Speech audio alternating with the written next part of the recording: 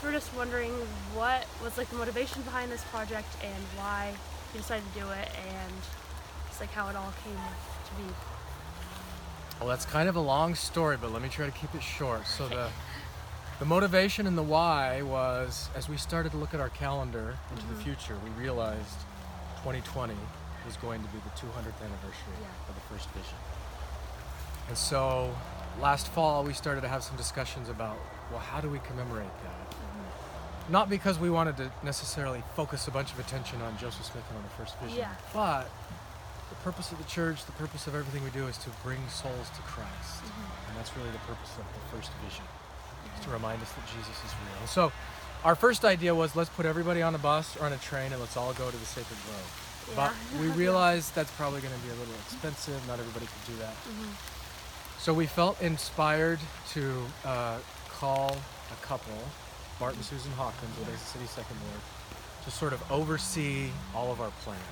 So we had a couple visits with them, and in the course of having some conversations about how do we tap into this 200th anniversary celebration to help people draw closer to Christ, Bishop Hawkins thought about this grove that they have on their property. And it was interesting, he originally said, I don't think that'd really work. It doesn't really look like the Sacred Grove. But he said he came out here one afternoon, and as he was walking around here, he said, you know what, this is kind of special. So I invited them to go back to the Sacred Grove in New York, which they did. Oh, they did. And they took some video footage of the grove there, and then they took some videos of it here, and they came to one of our stake meetings and they showed us both of them. And we couldn't even tell the difference. And so we just felt like, okay, there's something special about this. What we really wanted to do is create a place where members of the stake, and frankly members of the community, could come, get away from the distractions of life and of the world, and just maybe reconnect with God. So we came out here, we toured this with the Hawkins, we brought the High Council out here, and as you have experienced as you come out here, it just feels kind of neat. It feels kind of special. So we decided, let's do this. And so that's kind of the why behind it. Kent and Cindy Mackey have sort of been the engine that has made this thing happen. They've organized, they've made all the wards involved, given us responsibilities, and so it's happening. And when we heard President Nelson just a couple weeks ago talk about how 2020 is going to be a bicentennial celebration year to commemorate the first vision, we were just thrilled.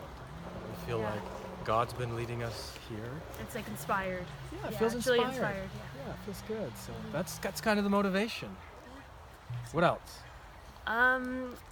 Just what do you hope to get out of this, and what do you hope that members or non-members even what do you hope for them to gain from this?